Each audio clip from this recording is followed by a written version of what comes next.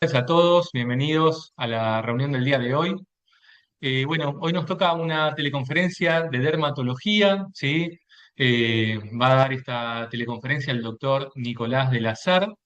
Pero antes de arrancar, quería comentarles algunas novedades que estuvieron surgiendo a lo largo de estos días, ¿sí? Tienen el chat habilitado por cualquier duda. Ahí te leo, Cecilia, buenas tardes. Pero bueno, nada, quería comentarles en esto de lo que nosotros llamamos el acompañamiento, novedades que están surgiendo de esto de la división del examen único, que va a haber exámenes provinciales, eso ya está 99% seguro, no sé, el examen de la provincia de Tucumán, Santa Fe, Mendoza, cada provincia tendría su propio examen que va a estar financiado por la propia provincia y los residentes van a ser pagados por la provincia y cada provincia va a definir la fecha del examen, ¿sí? Y esto quizás es algo que está surgiendo ahora, algunas novedades para que tengan en cuenta, que por ejemplo, estuvimos escuchando una charla que dio el ministro de Salud de la provincia de Tucumán, que se adelantaría la fecha del examen de la provincia de Tucumán. El mismo, yo les digo lo que dijo el ministro de la provincia, ¿sí? De Tucumán, el ministro de Salud, que está encargado del examen de residencia, dijo que se estima que el examen del 2026 podría ser en el mes de febrero para Tucumán, ¿sí? Tranquilos, con inicio de la residencia en el mes de abril y con la información sobre el concurso 2026 de la provincia de Tucumán que se haría a conocer el mes que viene. ¿Tá? Les llevo tranquilidad, igual es una provincia, ¿sí? Obviamente a los que viven en Tucumán y que tenían la idea de rendir el examen, obviamente que ya tienen que poderse estudiar con más ritmo de lo que quizá tenían pensado si se iba a rendir el examen en el mes de junio o julio. Es una diferencia importante de tiempo, sin dudas, de febrero a junio son muchos meses de anticipación y es una provincia en particular. Todavía no tenemos novedades de otras provincias, pero puede pasar, teniendo en cuenta que cada provincia tiene su propio examen y sus propios requisitos y puede definir la fecha que quiera, que otras provincias tomen, no creo que algo tan extremo como adelantar hasta febrero, pero pueden adelantar al mes de marzo, mes de abril, mes de mayo, ¿sí? Eso ténganlo en cuenta al momento del estudio, ¿sí? Que nosotros por ahí venimos mentalizados, como siempre, mes de junio, mes de julio el examen. Ya los de Tucumán hay una fuente fuerte que nos indica que se está adelantando para el mes de febrero. El examen de Córdoba históricamente es en el mes de marzo, principios de abril. Esto seguiría igual, ¿sí? Así que, nada, para tener en cuenta, los que están pensando en rendir en la provincia de Tucumán, no sé, gente de Tucumán, gente de Salta, de Jujuy, de Santiago, que tenía pensado rendir para ampliar las chances en la provincia de Tucumán, bueno, ya tenemos una fecha tentativa de examen para el mes de febrero, según lo que dijo el ministro de la provincia de Tucumán. ¿Sí? Por ahora no hay novedades, obviamente estamos súper atentos a todo lo que se va a dar a conocer, pero novedad esta semana que la provincia de Tucumán pondría el examen en el mes de febrero. ¿Sí? Por otro lado, ahora ya te doy paso, Nicolás, y te saludo. Eh, bueno, nada, tengan en cuenta que vamos a ir armando, si hay bibliografía especial para, para cada provincia, nosotros vamos a armar contenido, ya sea choice, resúmenes, etcétera, para que se puedan preparar para las distintas provincias. ¿Sí? Eso lo tenemos muy en cuenta, ya lo sabemos desde hace meses que el examen único va a dejar de existir. Tenemos, como ya les dijimos un montón de veces, exámenes de la Ciudad de Buenos Aires viejos, exámenes de la UBA viejos. De hecho, en el campus tienen para practicar con los exámenes de la UBA, que están con feedback, están resueltos todo. Así que quédense tranquilos en ese sentido, que van a tener, si la bibliografía es diferente para cada provincia, esas particularidades las vamos a contemplar para el curso. ¿Sí? Bueno, ahora sí, hecho el anuncio este que me parecía súper importante, te doy la bienvenida, Nicolás. Gracias por conectarte. Y bueno, cuando quieras arrancamos con la presentación. Hola Víctor, bueno, muchas gracias. Voy a empezar a compartir, las Vale, primeras espera que te diapositivas. tengo que autorizar ahí. Ah, sí, Ahí va, me parece. compartir. Bueno, comparto la pantalla y esta sería la presentación. Bueno, las primeras diapositivas, no sé si esto ya hablaste de esto Sí, ¿querés? Yo o... se las voy comentando. Dale, sí. Bueno, esto creo que ya lo vimos varias veces. Traten de plantear las preguntas que surjan de lo que va explicando Nicolás. Va a ser una charla bastante participativa, quizás Nicolás les va comentando, mostrando imágenes, ¿sí? Hay mucho de imágenes acá que vamos a ver. Así que pueden usar el chat y si ven que está muy rápido y se les pasa la pregunta, vayan al botoncito de preguntas y respuestas. Y bueno, esta teleconferencia, si se pierde una parte, mañana va a estar subida. ¿Sí? Bueno, vamos a la siguiente y fíjense, bueno, vamos a hablar un poquito de la estadística de las preguntas con imágenes y los temas más tomados de Dermato. Y después pasamos a resolver choice con imágenes que se tomaron en años previos. ¿Bien? Bueno, ¿qué es esto de las preguntas con imágenes? ¿Sí? 2023, 2025, examen único, no hubo preguntas con imágenes. 2024 tampoco, 2023 tampoco, 2022 tampoco. Previo a eso, y cuando los exámenes estaban divididos por provincia, había preguntas con imágenes. No sé, la UBA, Ciudad de Buenos Aires, Provincia de Buenos Aires. Acá a la derecha, en el extremo derecho, en la esquina derecha arriba, hay una pregunta del examen del Austral 2025. Los privados tienen imágenes en general, ¿sí? ¿Y qué son las preguntas con imágenes? Suelen ser preguntas de neumo, como vemos esta pregunta del Austral 2025, que estamos viendo un neumotórax, ¿sí? O de neuro, que ya tuvimos una charla de neuro, donde lo que más se toma son tomografías para poder diferenciar el hematoma epidural del subdural, ¿sí? La media luna, el limón, esas imágenes que ya charlamos en la clase de neuro que estuvimos viendo, cardio, el electrocardiograma, y bueno, lo que nos toca hoy, que es dermatología. ¿Sí? Acá tenemos algunas imágenes, no les voy a spoilear, pero estas tres imágenes que vemos, ahí en un lactante, que se ve en la zona del pañal, una mujer, parece que se ve en la zona de la nariz, párpado, y esas vesículas que se ven en la piel, bueno, lo vamos a ver en el día de hoy. Se solía tomar este tipo de preguntas y tranquilamente puede pasar que en los exámenes de 2026 alguna provincia tome preguntas con imágenes, con lo cual tenemos que estar preparados. ¿Sí? Bueno, avanzamos un poquito más y, bueno, lo que les decía, ¿no? Hace ya 4 años que no hay preguntas con imágenes en el examen único, en el Austral 2025, por ejemplo, sí hubo, en los privados se toma, pero tenemos que estar preparados por si en 2026, con estos exámenes provinciales que les comentaba al principio, vuelven las preguntas con imágenes, tenemos que estar preparados para radiografías de neumo, tomografía de neuro, electroencardio y lo que vamos a ver a continuación, en la siguiente diapo, lo más tomado de dermato, que son dermatología pediátrica, es lo que más se toma de dermatología, que puede ser dermatitis del pañal, escabiosis, dermatitis atópica, bueno, exantemáticas, que lo vemos en pediatría, eso se toma un montón, ¿sí? Ya lo estuvimos viendo, de hecho ya tuvimos una teleconferencia. Después neoplasias cutáneas, y atención que dentro de las imágenes dermatológicas, sarampión, ya sea con imágenes o preguntas sin imágenes, sarampión es súper, súper tomado. Lo tenemos que dominar a la perfección. ¿Sí? Y algo que les quiero comentar, que lo charlamos un poco en neuro y lo vamos a charlar con Nicolás, que algunas preguntas que tienen imágenes, con el enunciado solo lo podemos contestar igual. ¿Sí? O sea, son preguntas que la imagen es como un datito más que me suma para resolver el choice, pero si no estuviera la imagen con el enunciado solo también lo podría contestar bien. ¿Sí? Y hay preguntas que me dicen, bueno, ¿qué ves acá? Y te tiran la imagen y hay que contestar, y ahí la imagen obviamente es clave para poder resolver la pregunta. Bueno, ¿qué pasa con Dermato en lo que es el examen único?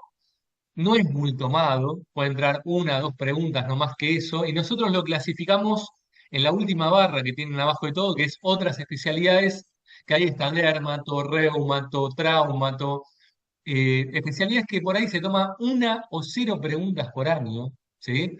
De hecho, en el 2025, estrictamente de dermato, hubo una erisipela que se tomó en el contexto de un paciente pediátrico que me ponían la clave del borde límite, con bien delimitado, la característica típica de erisipela.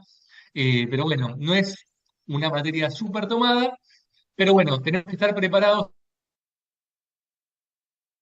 que pueden volver en 2026. Bien, bueno, bien, creo que hasta acá estamos bien. No, me parece que no entró ninguna pregunta sobre esto. Si hay alguna duda, los leo en el chat. ¿Sí? Bueno, bárbaro. Y si no, Nicolás, cuando quieras, vamos Listo. con la presentación. Bueno, en esta clase vamos a ver preguntas de los exámenes que se hicieron con imágenes. Bueno, vimos que hace mucho tiempo no se toman imágenes, de todas formas, igual hay un pequeño repaso de los temas y nunca viene Claro, mal repasar un tema por si viene sin imágenes. tal cual. Bueno, vamos a empezar con esta pregunta del examen único del año 2020 que dice, un varón de 60 años presenta una pápula nacarada en el ángulo interno del ojo derecho de un año de evolución, que no ha cambiado de apariencia desde que se desarrolló, tiene un borde enrollado y se observan telangiectasias. ¿Cuál es el diagnóstico más probable? Y las opciones que nos dan son eczema atópico, carcinoma de células basales, carcinoma de células escamosas o melanoma maligno. Acá creo que Bueno, tienen ahí que les puse votar. para que voten. Bárbaro. Acá, Nicolás, lo que charlábamos, ¿no? Por ahí hay datos clave en el choice. Ah, perdón. Y la imagen la mostrarías, creo que está en la próxima, ¿no? Bueno, en la Ahí va, próxima, ahí está. Viene con esta es la imagen imagen. esta pregunta, que fue tomada del examen único, pero con el enunciado ya tenemos un montón de información para apuntar a la correcta, ¿no, Nicolás? Con el enunciado se puede contestar perfectamente bien y de hecho la imagen tampoco es tan buena, pero Claro, tal igual cual. ayuda. Eso es muy Buenísimo. característico. Entonces, esta es la imagen, Bueno, ahí está van lo que votando. bien. Yo no puedo ver la votación, creo, ¿no? No. Ah, ok, ok.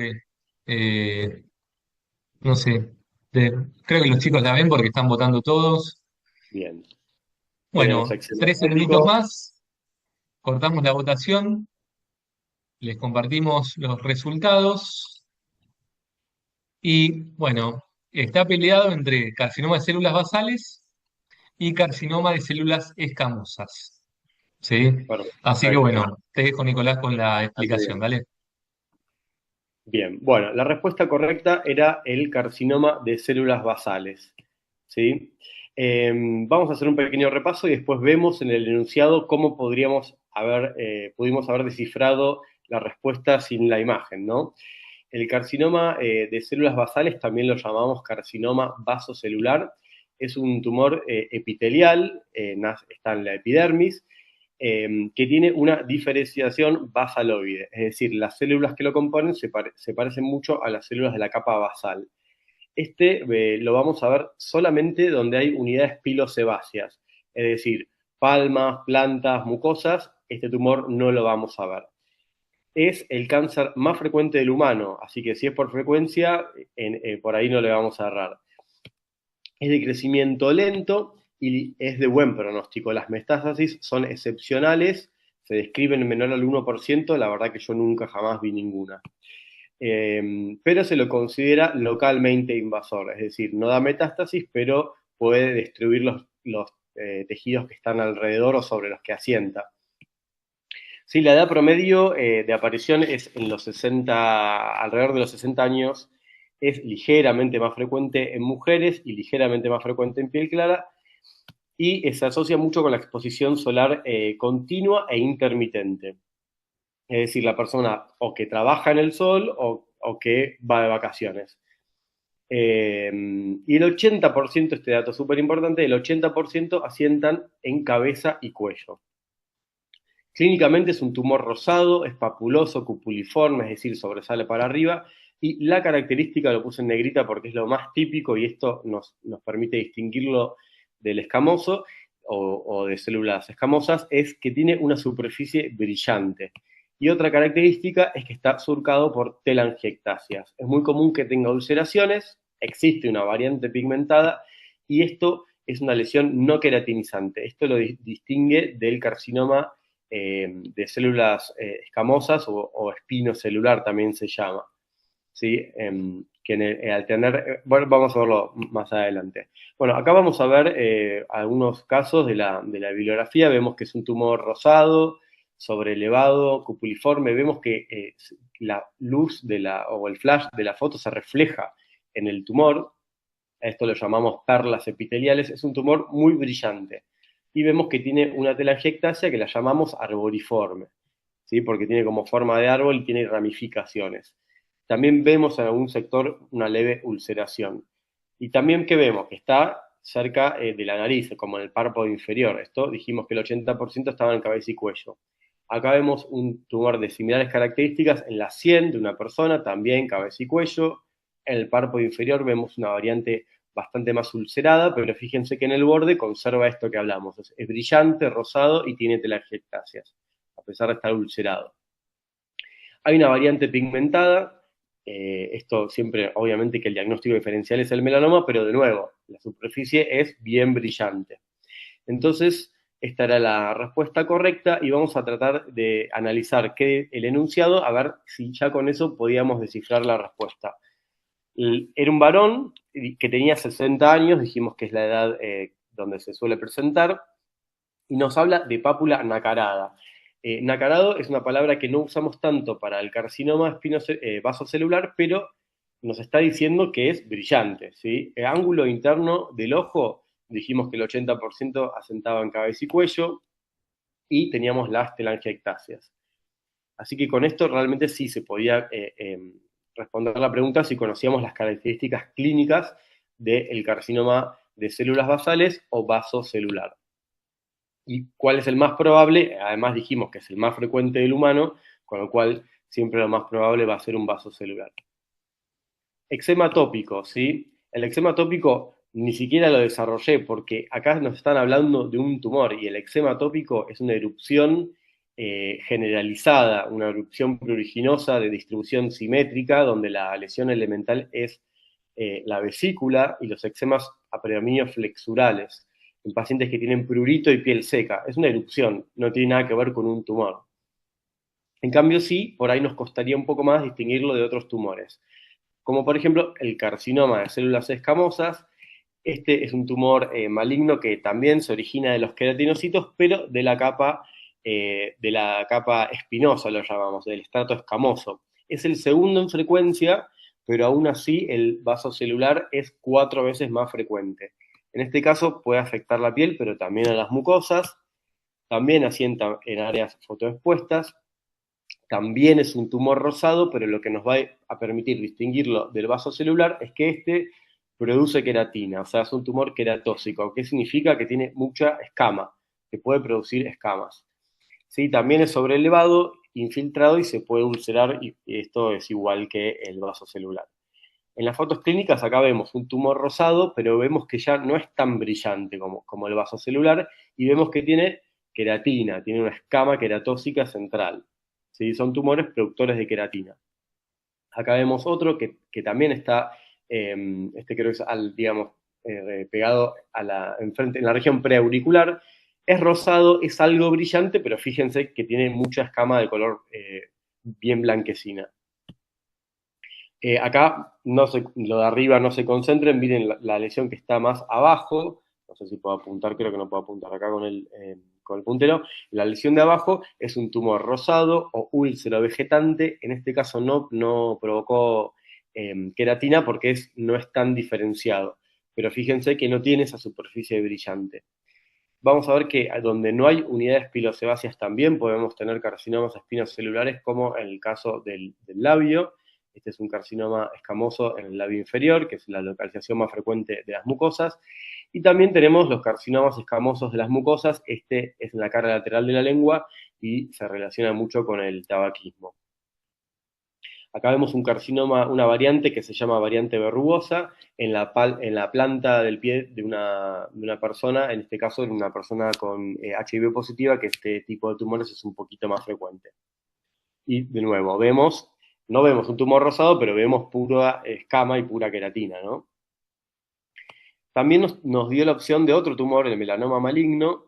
Este tumor es una neoplasia maligna y en este caso se origina de los melanocitos. Este sí tiene una alta capacidad de producir metástasis y puede estar principalmente en la piel, pero en otros órganos que tienen melanocitos también puede estar, sobre todo en el ojo y obviamente en las mucosas. Es frecuente también en áreas fotoexpuestas y en este caso, en la gran mayoría de los casos, se trata de un tumor pigmentado. Es decir, en la pregunta teníamos un tumor rosado, brillante, y acá estamos hablando de un tumor pigmentado que como característica ese pigmento tiene una asimetría tanto de forma como de color. Hay cuatro variedades clínicas, las cuatro más frecuentes. A veces es útil conocerlas y en nuestro medio el más frecuente es el melanoma extensivo superficial, es el 70% de los melanomas, y este lo vamos a ver en tronco y miembros inferiores. Esto no lo vemos en la cara, o sea, por frecuencia, el tumor que nos describían en la pregunta nos alejaría un poco del diagnóstico de melanoma porque no es tan frecuente. El melanoma nodular es un poco menos frecuente, por suerte, porque es más agresivo y lo vamos a ver principalmente en tronco, pero también puede estar en cabeza y cuello. Y después el melanoma acrolentiginoso, entre el 10 y el 15% de los casos de melanoma que vemos en nuestro medio, este lo vamos a ver en palmas, plantas y en las uñas. Este, por supuesto, no se relaciona tanto con la exposición solar. Y el lentigo maligno melanoma es menos frecuente, es el 5% de los casos, y lo vamos a ver en el rostro. ¿Sí? En el rostro de personas mayores con mucho fotodaño, con mucha fotoexposición. En este caso también tenemos una lesión en el rostro en la pregunta, pero este tumor, ahora vamos a ver alguna foto, es siempre muy pigmentado y suele ser un tumor aplanado, no es ni rosado, ni brillante, ni tampoco cupuliforme, ni sobrelevado. Acá tenemos un melanoma lentigo maligno, vemos que principalmente es una mancha de color marrón que tiene varios tonos de marrón. La asimetría es tanto en la forma como en colores.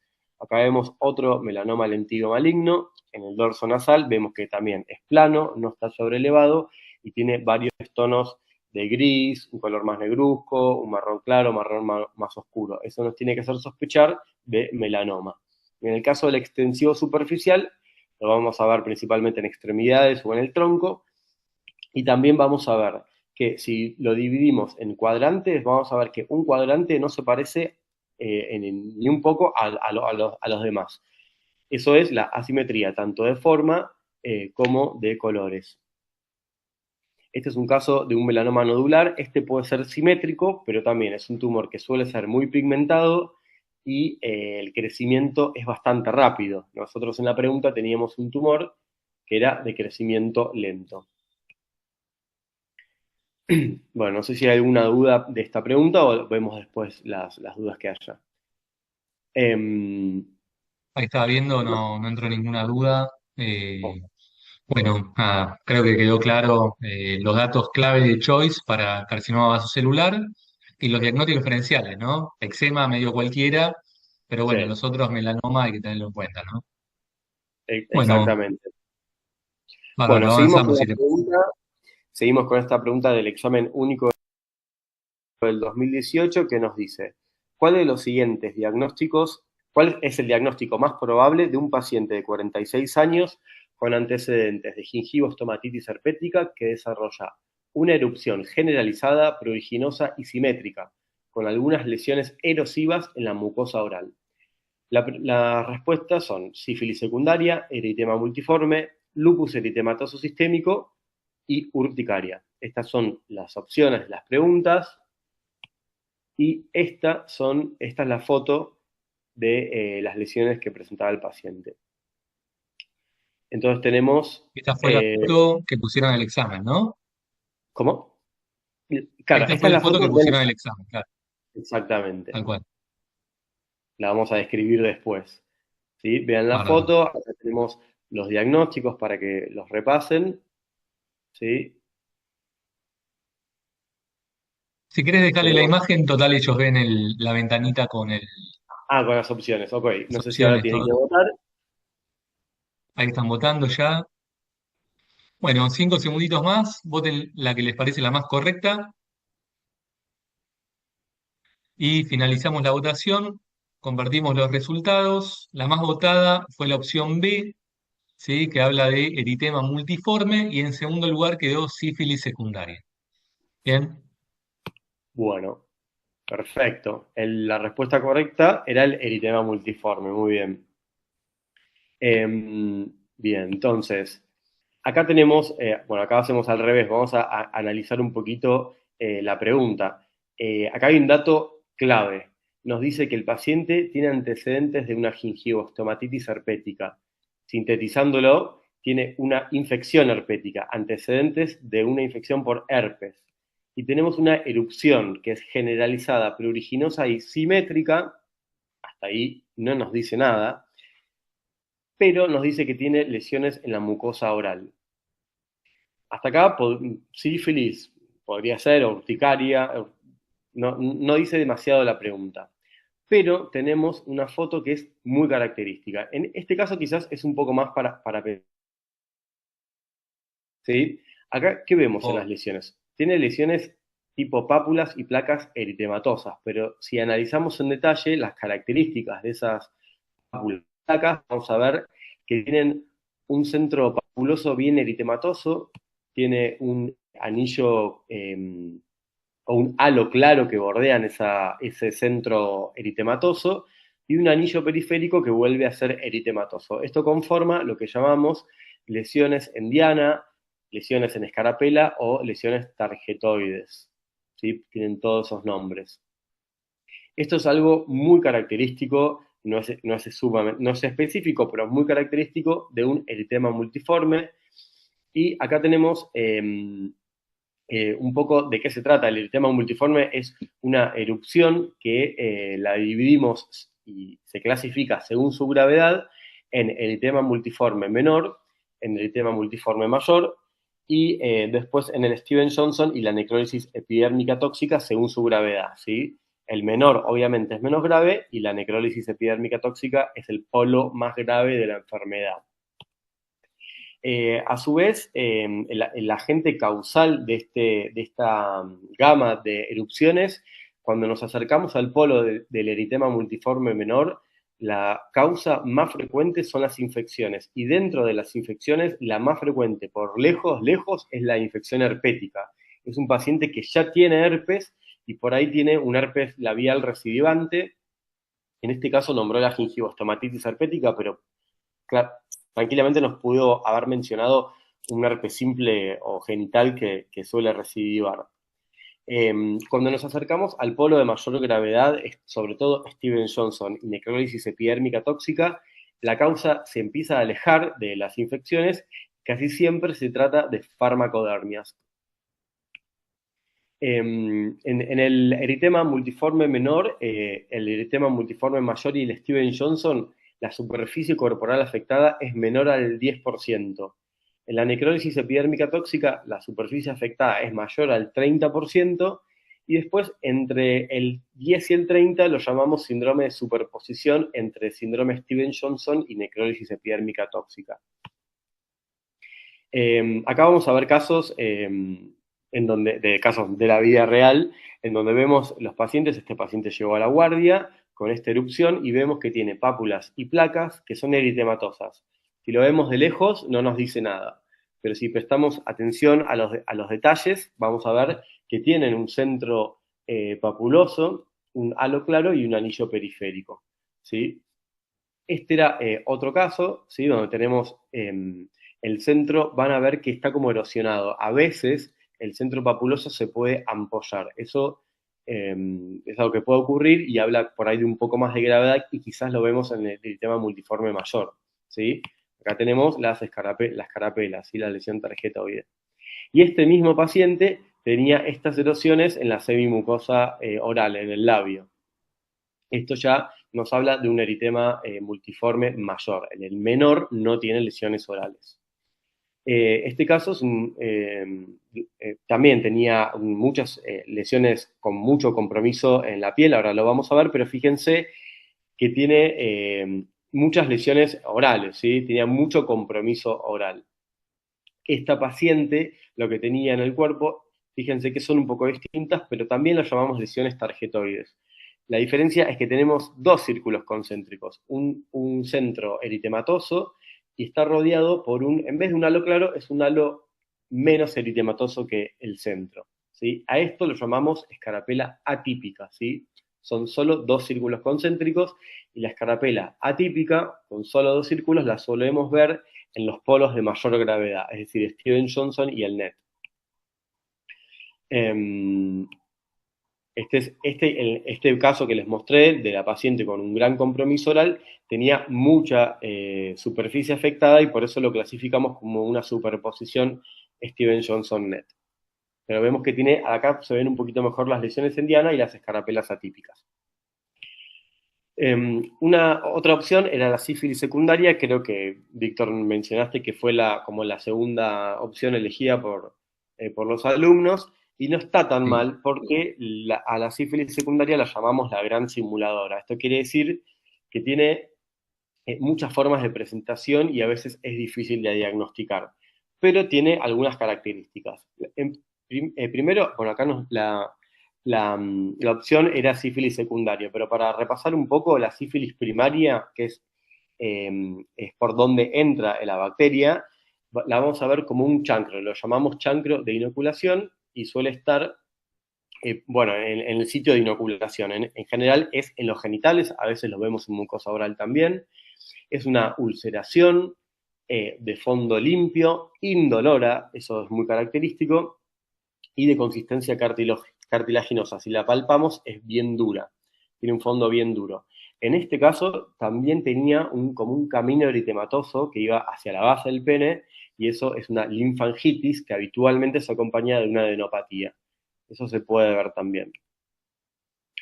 Una vez que el chancro resuelve espontáneamente aproximadamente en 10 días o en 2 semanas, pasan varias semanas, incluso hasta 2-3 meses, y puede diseminarse la bacteria a través de la sangre. Y lo que vamos a ver es el impacto de esa bacteria en el resto de la piel y las mucosas.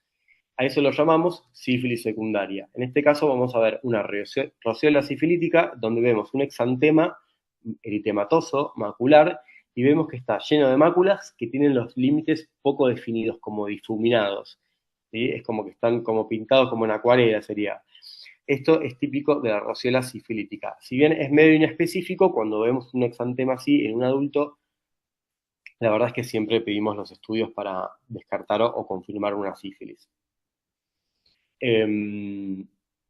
Otra forma muy característica de la sífilis secundaria son las sifilides papulosas palmoplantares, ¿sí? Vamos a ver pápulas en plantas y en palmas que tienen dos características. En las palmas asientan sobre las líneas, de las manos. Y además pueden presentar un collarete, que es un círculo de escama, una escama con forma de círculo que se llama collarete de Biet. ¿Sí? Acá vemos bien que estas pápulas, no todas, pero algunas asientan sobre las líneas palmares y también, si vemos con detalle, también tiene ese collarete descamativo que se llama collarete de Biet. Es muy común que afecte a las mucosas, en este caso algo muy característico es la triple queilitis. La queilitis es la inflamación del labio, la queilitis angular es la inflamación del ángulo del labio, y la característica de la queilitis por sífilis, en este caso una sífilis secundaria, es que afecta a la piel, a la semimucosa y a la mucosa, ¿sí? Es decir, por eso lo llamamos triple queilitis. Y vamos a ver en la punta de la lengua unas sifilides opalinas, que son como unas placas que tienen una superficie brillante y vemos a una especie como de lengua depapilada. ¿Sí? Entonces, acá tenemos el antecedente de una infección de una infección herpética y tenemos una erupción generalizada, pruriginosa y simétrica, que tiene lesiones en la mucosa oral. O sea, la verdad que no está tan mal pensar en una sífilis. Pero tenemos el dato de la infección herpética y cuando vimos la foto, vimos que las lesiones eran en diana. Eso es lo que nos orienta hacia el eritema multiforme. Tenemos la causa y las características de la lesión. Después, otra opción era el lupus eritematoso sistémico, ¿sí? El lupus eritematoso sistémico da lesiones en la piel. Ahora vamos a ver más o menos qué da en la piel. Pero la verdad es que para diagnosticar un lupus eritematoso sistémico se tienen que cumplir varios criterios. ¿Sí? Dentro de esos criterios tenemos la presencia de varios anticuerpos, principalmente los anticuerpos antinucleares, o como se llamaba antes el FAN, factor antinúcleo. Puede haber déficit del complemento de C3 o C4, y puede haber también anticuerpos antifosfolipídicos y otros anticuerpos más específicos del lupus, como el anti-ADN doble cadena o el anti-SMIT. Es decir, no podríamos nunca diagnosticar un lupus sistémico solamente con el antecedente de una gingivostomatitis y una erupción, ¿sí? ¿Y qué características tienen? Bueno, también tenemos algunos, obviamente, criterios clínicos, dentro de los cuales están las lesiones en piel, que ahora las vamos a ver, pero vamos a ver otros también, como la serositis, ¿no? Estos pacientes tienen derrame pleural, pericárdico, pueden tener una pericarditis aguda, es muy típico que tengan tricitopenias y también que tengan un toque renal. Con respecto a la piel, vamos a ver que el lupus, la reacción cutánea más frecuentemente asociada al lupus sistémico es el rash malar en alas de mariposa, ¿sí? Esto como característica, esto no es, digamos, lo que tiene es eritema en la cara, no hay mucho más que eso, pero el detalle que nosotros miramos es que el respecto del surco nasogeniano. Del surco nasogeniano hacia el labio suele respetar la piel. Esto se debe a que esto en realidad es un signo de fotosensibilidad. El lupus es una dermatosis fotosensible. ¿Sí? A los pacientes siempre les indicamos fotoprotección. No tiene nada que ver con lo que vimos en la foto. Otra forma muy frecuente de lupus cutáneo es el lupus crónico, o la variante discoide del lupus, en donde tiene una característica que lo llamamos ya una triada, que es la presencia de eritema, escama y atrofia. ¿Sí? Esas tres cosas.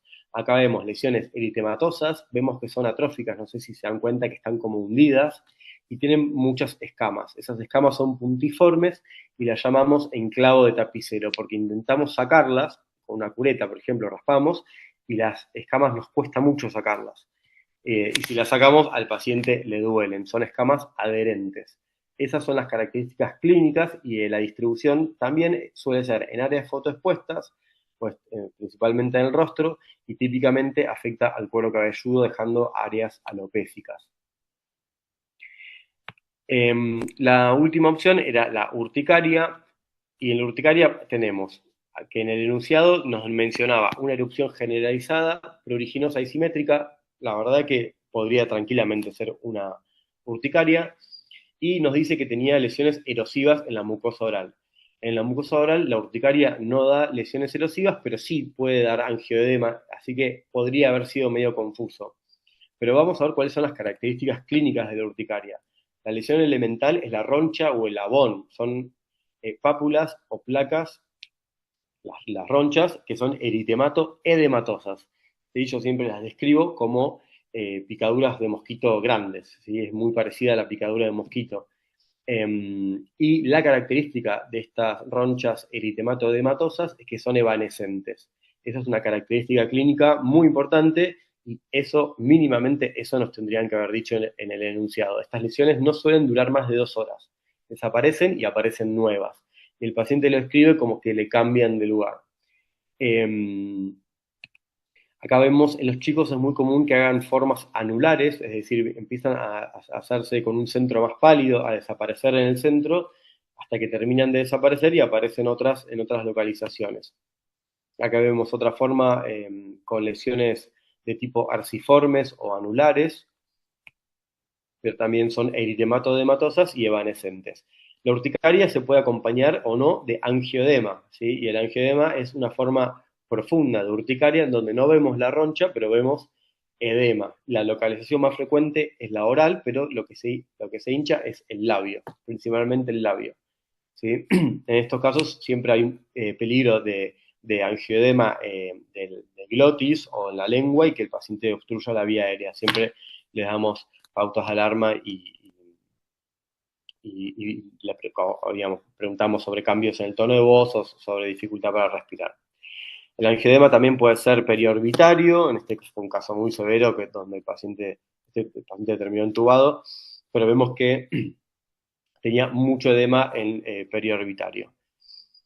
No sé si hay dudas sobre esta pregunta. Acá sí era muy característica la lesión, la foto, era importante. Bueno, creo que no entró ninguna duda. Eh, Bien, bueno, clarísimo. Si te parece, pasamos a la siguiente. perfecto. Entonces, esta es una pregunta del examen único del año 2014 y nos dice, ¿cuál es el diagnóstico más probable de acuerdo a lo que se observa en la imagen? En un paciente de 22 años, sexualmente activo, con 3 parejas diferentes en los últimos meses, que concurre a la consulta por presentar prurito intenso de una semana de evolución localizado en región glútea, zona genital y pliegues inguinales. Refiere que el prurito es más intenso a la noche y cuando hace mucho calor. En el examen físico se observan pápulas en escroto y pene. Entonces, las opciones son pediculosis púbica, prurigo, dishidrosis y escabiosis. La foto del examen era esta. ¿Sí? Lo que vamos a ver Bueno, son bárbaro. estos. Ahí pueden ir votando. Ay, Nicolás, no sé si mientras votan quedaste un poquito oscuras. No sé si Ah, tenés ahí a mano alguna luz. porque si soy de noche, voy a prender la luz.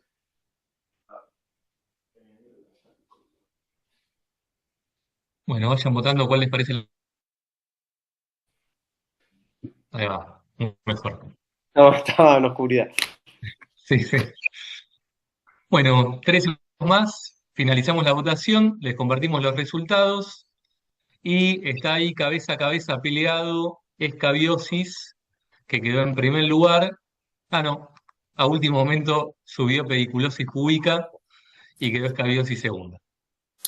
Perfecto. Bueno, esas eran las opciones. La opción correcta era escabiosis y, a ver, perfecto. Bueno, vamos a ver un poco de qué se trata la escabiosis, a ver si podíamos responder la pregunta. Esto es una ectoparasitosis, son parásitos que afectan la superficie de la piel. El agente causal es el Sarcoptes caviei, variedad hominis, es decir, hay un Sarcoptes que es específico del humano, el Sarcoptes de los perros y de los gatos no suele afectar a los humanos, eso típico, eso podría haber sido un distractor, que de hecho es un distractor de los pacientes, siempre nos hablan de sus mascotas, que se contagia por contacto directo de piel con piel o a través de ropa, puede ser ropa de cama, compartir una cama, un sillón o la ropa. Se asocia mucho a condiciones de hacinamiento y es muy característico el prurito de predominio nocturno. Las lesiones elementales que vamos a ver en la escabiosis se relacionan con la presencia del ácaro. El ácaro lo que produce es un círculo, un surco y una vesícula. Ahora la vamos a ver en fotos. Y también tenemos lesiones que se relacionan a reacciones de hipersensibilidad. La hipersensibilidad al ácaro lo que produce son pápulas, nódulos y escoriaciones. Algo muy característico de la escabiosis es la distribución de las lesiones.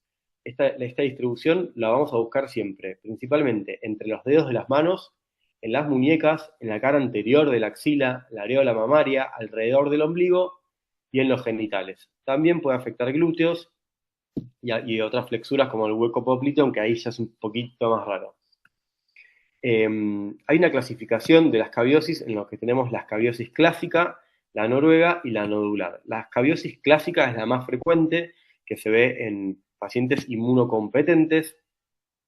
La sarna o escabiosis noruega o sarna costrosa lo vemos en pacientes inmunocomprometidos, pacientes en tratamientos inmunosupresores, pacientes, también se lo describe en pacientes diabéticos con alcoholismo, y también la llamamos sarna hipoérgica, es decir, el paciente no tiene la capacidad de combatir al ácaro con su inmunidad, entonces el ácaro se reproduce y tenemos miles de ácaros en una persona. Para que se den una idea, en una sarna clásica el paciente suele tener en toda la superficie cutánea más o menos 6 ácaros en promedio. Es decir, es más el prurito que provoca y la hipersensibilidad que la presencia de ácaros. En cambio, en la sarna noruega tenemos miles.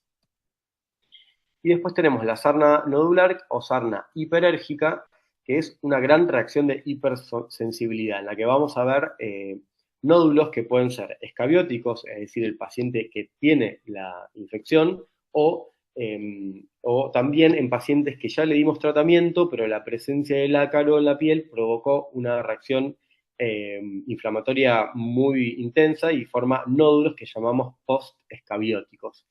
Estos nódulos post-escabióticos son típicamente ubicados en genitales. También lo podemos ver en pliegues, sobre todo esto en la población infantil y a veces también en adultos mayores que tienen piel muy finita. Pero lo típico son la localización genital, ¿sí? Esta es una sarna clásica en la que vamos a ver vesículas y algunas pápulas entre los dedos de las manos.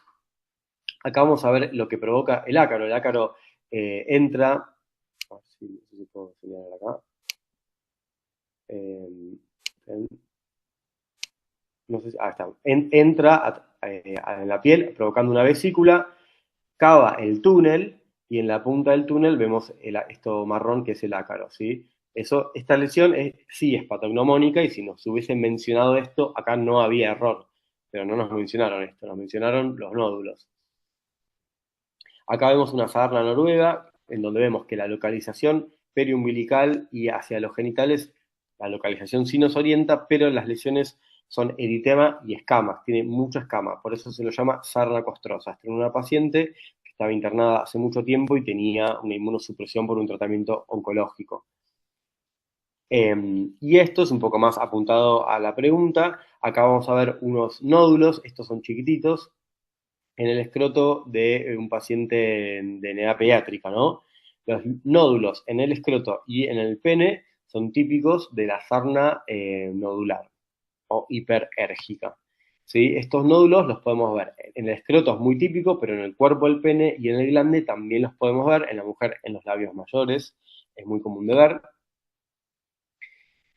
Y vamos a ver acá en la pregunta cuáles eran las pistas que teníamos para descifrar cuál era la respuesta correcta. El prurito intenso, la verdad que el prurito intenso lo tienen las 4 patologías que nos mencionaron. Nos dice que está en la región glútea, genital y pliegues inguinales. Acá podemos decir que el prurio y la disidrosis, vamos a verlo en comparación, no tienen esa localización, pero la pediculosis púbica puede ser. Y el prurito era nocturno y cuando hace mucho calor. Y las pápulas estaban en escroto y pene, ¿sí? La pediculosis púbica, como dice su nombre, la localización más frecuente es el pubis, ¿sí? Entonces, estas eran incorrectas. Vamos a ver un cuadro comparativo de cómo pudimos haber descifrado cuál era la correcta. En la pediculosis púbica también es una ectoparasitosis. Acá no tenemos un ácaro, tenemos un insecto, que es el Pitirius pubis. Esto sí se considera una enfermedad de transmisión sexual y lo más frecuente es que estén en el pubis, ¿sí? Es muy común también que se extiendan pues, en la región, digamos, del abdomen bajo, digamos, periumbilical, puede estar en el tercio superior de los muslos, pero esa es la localización más frecuente. En las pestañas es más raro, pero también se puede ver, así que la localización no era la que nos decía en el enunciado, y además tenemos un insecto que es visible. Es chiquitito y hay que mirarlo bien de cerca, pero es un insecto visible. Y tampoco nos mencionaba eso en la pregunta. Después nos decía que un prurigo no es muy pruriginoso, pero no es de localización genital. El prurigo es una reacción de hipersensibilidad, típicamente secundaria a picadura de insectos, los mosquitos también. En esta época estamos viendo mucho prurigo.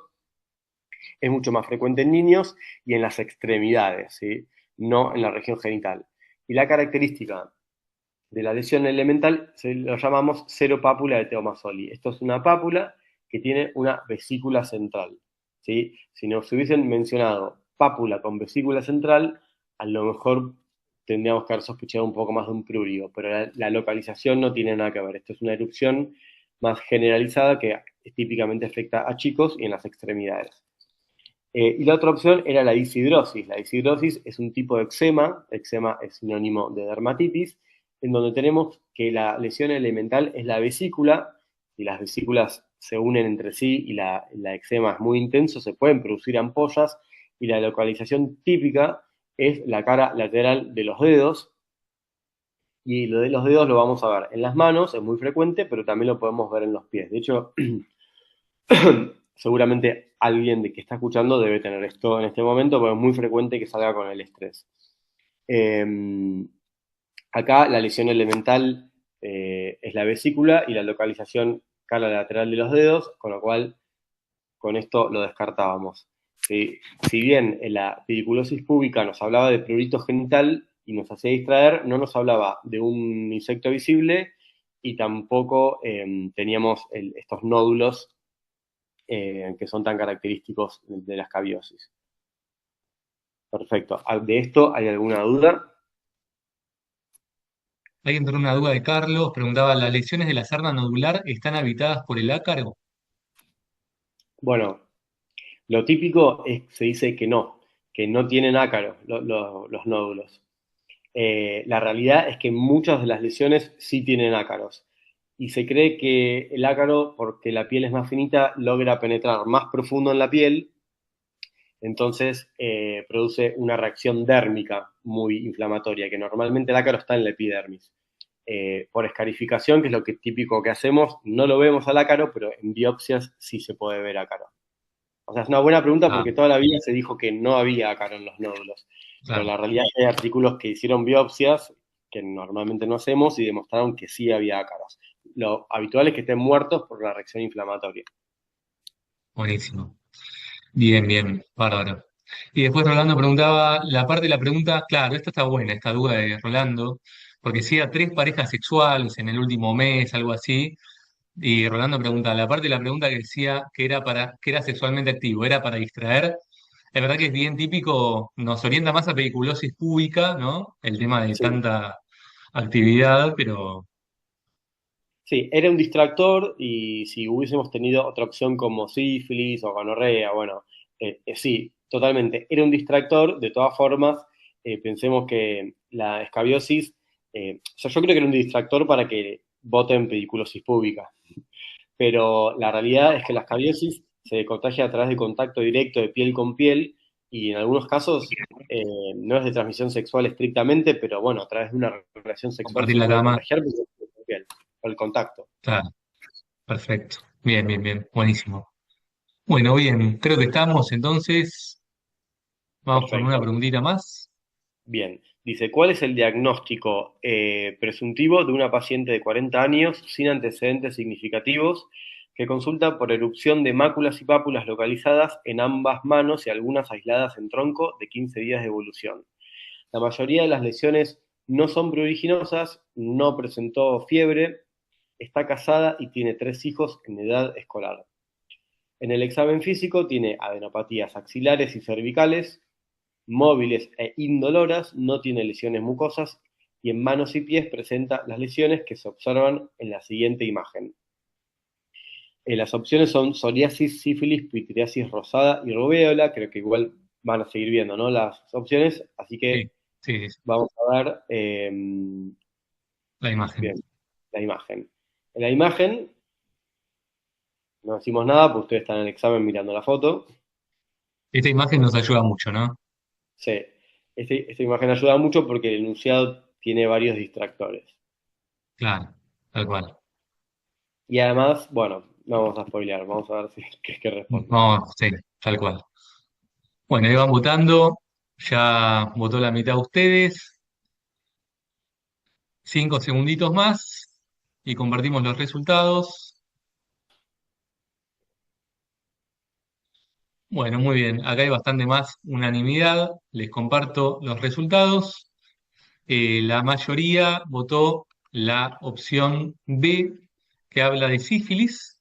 Bien. Y en segundo lugar quedó la pitiriasis rosada, que Mm. el 15% de ustedes votó esa. Pero bueno, estamos bien, ¿no? Perfecto, no, muy bien, sí, porque acá, si bien tenemos a la gran simuladora, las características de la lesión y la localización nos permite hacer un diagnóstico. Acá, esto es lo que vimos ya en la pregunta anterior. Vemos que estas lesiones que nos describen en la pregunta cabalgan o asientan sobre las líneas palmares y tienen esa escama en forma de collarete que se llama collarete de Viet, ¿sí? Con esto ya hacemos prácticamente un diagnóstico de una sifilides papulosa palmoplantar, ¿sí? Entonces la respuesta correcta era sífilis, así que estuvieron muy bien. Entonces vamos a repasar la pregunta. Teníamos pápulas en las manos, no nos habla de las palmas, pero lo vimos en la foto. Y acá nos dice que la mujer está casada y tiene hijos, ¿no? Esto nos haría pensar que no tendría que tener ninguna infección de transmisión sexual, así que es un distractor. Creo que la mitad de los pacientes que vemos con sífilis están casados. También otro dato muy importante son las adenopatías, que vimos que en la sífilis primaria podía tenerlo relacionado con el chancro, pero en la sífilis secundaria también puede haber adenopatías. Estas son más generalizadas, no es la adenopatía inguinal unilateral, sino que suelen ser generalizadas porque en esta etapa la bacteria viajó por la sangre, hizo una bacteriemia, ¿no? Esto creo que es la foto, ya la vimos, vemos que estas lesiones también están en las plantas, no lo mencionaba la pregunta, pero como dato curioso, la localización de estas sifilides papulosas es un poco más frecuente en las plantas que en las palmas, ¿sí? Esto es importante porque el paciente no se suele mirar las plantas, y si nosotros no le pedimos que se saque el calzado, no lo vemos. En la pregunta no lo mencionaba, pero la verdad es que la foto era muy característica. Sí, esta foto de la literatura es prácticamente igual a la que nos mostraron en el examen. Así que sí, bueno, la respuesta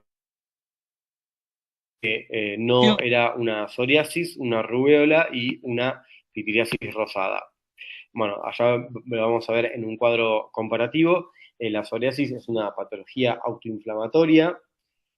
Como dato, tiene una variante que es palmoplantar, pero esta es la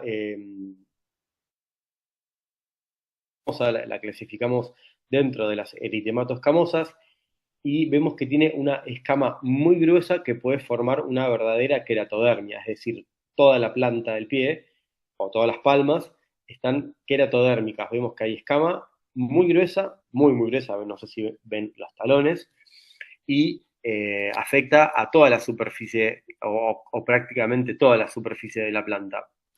En el caso de la foto que nos mostraron y de la sífilis, son pápulas, ¿sí? Que tienen una escama que solamente es un collarete, no toda la planta con escama.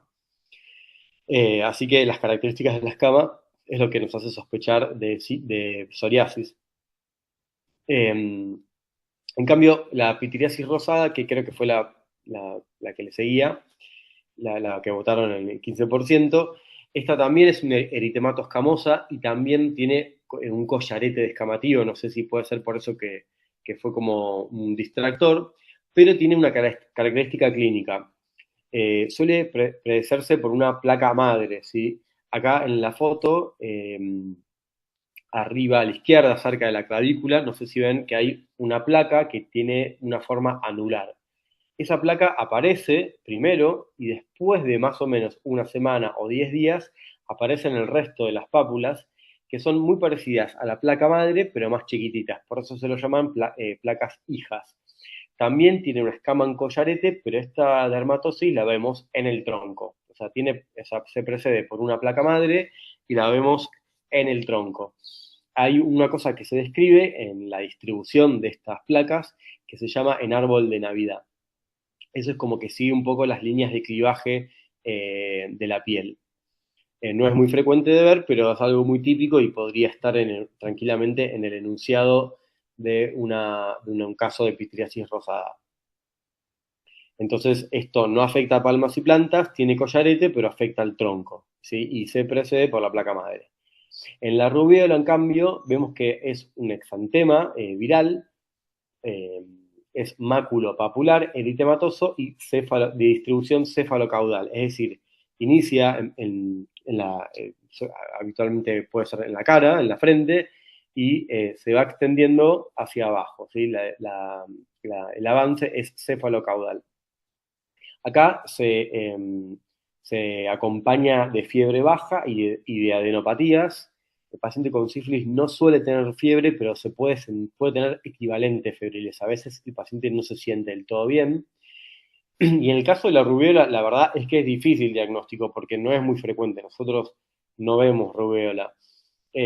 Prácticamente no se ve, ¿sí? Porque la vacuna está en el calendario obligatorio, pero no tiene nada que ver con lo que vimos en las fotos, que eran lesiones en las palmas, ¿sí? Con ese collarete tan característico. En este caso, el exantema es maculopapular, pero no tenemos un collarete descamativo y la distribución cefalocaudal y las adenopatías nos tienen que hacer sospechar el diagnóstico. Eh, Creo que sí, la siguiente pregunta, no sé si hay dudas sobre alguna de estas patologías. Bueno, no, creo que quedó claro, esa imagen era muy característica, ¿no? Está Sí, bueno esa aclaración, pitidarisis rosada, me acuerdo que alguna vez se tomó el tema de la placa madre, las placas hijas, está bueno ahí cómo se ve, como marcabas vos arriba a la derecha en la imagen, ¿no? sí. Así que pitidarisis rosada es para tenerla en cuenta. Y rubiola, ya la charlamos cuando vimos la clase de pediatría exantemáticas también, está buena también esta imagen, queda bastante clara. Bueno, si querés pasamos a la siguiente. Bien, acá nos dice, es una pregunta también del examen único del 2020 y nos preguntan, ¿cuál es el diagnóstico más probable de un lactante de 6 meses que presenta eritema en región glútea, genital y superficies convexas de los muslos, dejando libre el fondo de los pliegues? Las opciones son dermatitis del pañal, impétigo, psoriasis y candidiasis. Y la imagen es esta. Bueno, ahí pueden ir votando. Dermatología pediátrica es lo que más se toma de dermato, ¿sí? Esto, nada, lo manejamos los pediatras, obviamente. Es raro que llegue a un dermatólogo por ahí esta imagen, pero bueno, los pacientes pediátricos que tienen esto lo suele manejar el mismo pediatra. Y bueno, hay Exactamente. algunos datos claves como lo de superficie convexa, que ahora vamos a charlar, que es un dato importante.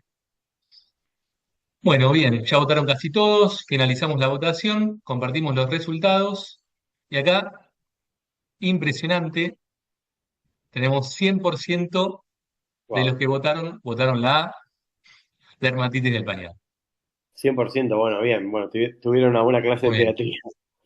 sí, Eh, Perfecto, muy bueno, bien. sí. Bueno, ahí vimos la foto de nuevo. Exacto, la respuesta correcta era una dermatitis del pañal. Sí, la dermatitis del pañal es una dermatitis de contacto irritativa. Es decir, tiene que haber contacto de la piel con algo que irrite. ¿Qué suele irritar el área del pañal de un lactante? El propio pañal, el pañal húmedo, y húmedo puede ser con orina o heces, ¿sí? Que pueden ser de consistencia líquida. ¿Sí? Se asocia con el cambio poco frecuente del pañal. De hecho, uno lo que le dice a la madre es cambiarle más seguido el pañal. Y las lesiones que vamos a ver son principalmente eritema, pápulas y erosiones, ¿sí? Vamos a ver una irritación, es una dermatitis de contacto irritativa. Y la vamos a ver en superficies convexas porque como es de contacto con irritantes, lo que se va a tomar más contacto con los irritantes que tiene el pañal son las superficies convexas. ¿Sí? Respeta el fondo del pliegue, porque el pliegue no tiene contacto con el pañal, lo repetimos, pero creo que les quedó súper claro. Y esta imagen que nosotros vimos lo llamamos el signo de la W. Esto lo vemos principalmente en mujeres, ¿sí? ¿Por qué? Porque afecta a la superficie convexa del muslo, en ese caso los labios mayores, y forma como una especie de W. Eso es muy típico. Si estuviese afectado el fondo del pliegue, no vemos una W, vemos como una B corta en todo caso. ¿Sí? Entonces, Vamos a ver acá las otras opciones que nos decían en la pregunta. Era el principal diagnóstico, bueno, psoriasis del pañal también, pero la candidiasis, la característica clínica de la candidiasis es un eritema rojo brillante, ¿sí? Que eso no nos decía en la pregunta. En este caso, afecta al fondo del pliegue porque a la cándida le gusta crecer en la piel que está ocluida y húmeda, ¿sí? La cándida no es una dermatitis de contacto con las zonas convexas, sino que a la cándida le gusta crecer en pliegues. Entonces es muy típico que el fondo del pliegue lo vemos afectado y por fuera de esta placa del eritema rojo brillante vemos algo muy característico que son las pápulas satélites. Esas pápulas también a veces son pústulas, creo que en esta foto vemos algunas pústulas, y esto puede ser una complicación de una dermatitis del pañal. Es decir, la cándida es un oportunista y a veces la piel irritada, macerada, con humedad, favorece el crecimiento de la cándida. En el caso de la pregunta no estaba complicado con una candidiasis y era muy característico que no tenía afectado el fondo, no nos hablaba de pápulas satélites y tampoco nos hablaba de este eritema rojo brillante. Después, otra opción era el impétigo. El impétigo es una piodermitis superficial, la produce tanto el estafilococo como el estreptococo, y también lo llamamos impetiginización, es decir, que el impétigo crece sobre una dermatosis. Es una infección, también puede ser oportunista porque suele asentar en piel previamente enferma. Y la característica clínica es la costra melicérica. ¿Sí? La costra melicérica se llama así porque tiene aspecto como de miel. Es una costra amarillenta dorada, que es muy característica y vemos esta imagen y no nos equivocamos. La localización más frecuente es alrededor de los orificios nasales, en el labio superior o perioral. ¿Sí? Esto es porque el estafilococo coloniza las fosas nasales y el paciente, si está resfriado y se refriega la cara, lo que hace es inocularse el estafilococo o estrepto y ahí se produce el impétigo. Ahora, una dermatitis del pañal podría llegar a impetiginizarse, pero la verdad es que no nos hablaron ni de costra melicérica y tampoco nos hablaron de que tenía lesiones similares en otra parte, como en la región perioral. Hay una variante ampollar en la que vemos, no vemos, acá creo que se ve una ampolla, pero lo característico es ver una erosión con un collarete de escama que corresponde a la ampolla destechada. ¿Sí? Son ampollas muy flácidas, muy superficiales, se destechan fácil y nos deja un collarete ahí que se ve bien en esta, acá, se ve bien acá pegado a la erosión y este collarete que queda pegado es súper característico, ¿sí? Esto es por la toxina epidermolítica, ¿sí? Que tiene el estafilococo. Se lo considera una variante localizada del cepe, ¿no? Con respecto a la psoriasis del pañal, esto suele ser una variante de psoriasis invertida. La psoriasis nosotros la clasificamos dentro de las eritematos camosas y la verdad es que la maceración suele borrar a la escama. Entonces no vemos la lesión típica de psoriasis en el área del pañal, pero es muy raro que la psoriasis afecte exclusivamente el área del pañal. Lo que nos hace el diagnóstico es la aparición de lesiones similares por fuera del área del pañal. Eso es una opción. Y otra opción, si el paciente si el paciente tiene la mala suerte de tener una dermatitis, una psoriasis del pañal sin lesiones en otras localizaciones, lo que nos tiene que hacer sospechar es la resistencia al tratamiento. No sospechamos de una psoriasis del pañal en un paciente que vemos por primera vez, que le indicamos las medidas y anda bien, sino que son pacientes muy refractarios. Lo típico es que tenga esta escama blanco-nacarada tan típica de la psoriasis en otras localizaciones, pero si no lo llega a tener, el diagnóstico tendría que ser por la resistencia al tratamiento de una dermatitis del pañal. ¿Acá hay alguna duda sobre alguna de estas patologías? o sobre la pregunta. Bueno, bien. A ver, no, creo que no entró ninguna duda. Eh, Había quedado una que me imagino que es de la anterior, que preguntaba Carlos si las lesiones de la sífilis secundaria están habitadas. Sí, las lesiones, está buena esa pregunta. Las lesiones de la sífilis están habitadas y tienen un montón de treponemas. Son súper contagiosas, sobre todo las orales, y ahí vemos muchos casos de contagio, incluso intrafamiliares por compartir utensilios, vasos y demás. Pero hay una que no está habitada y es la rociola sifilítica. Esas no contagian. Es la única de las lesiones de la sífilis que no están habitadas. Es como una hipersensibilidad sería.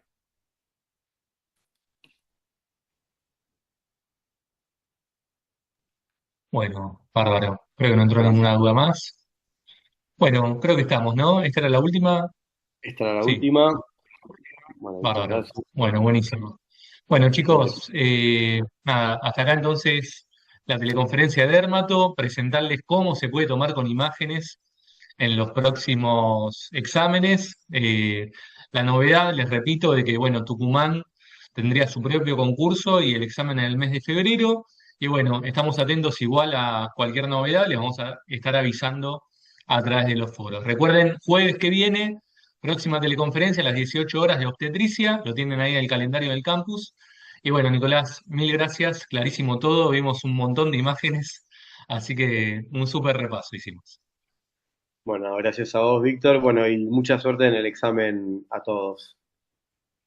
Bueno, buenísimo. Gracias, que anden bien, chicos, y nos vemos la Adiós. semana que viene. Adiós. Chao, Nicolás. Gracias. Hasta Chau. luego.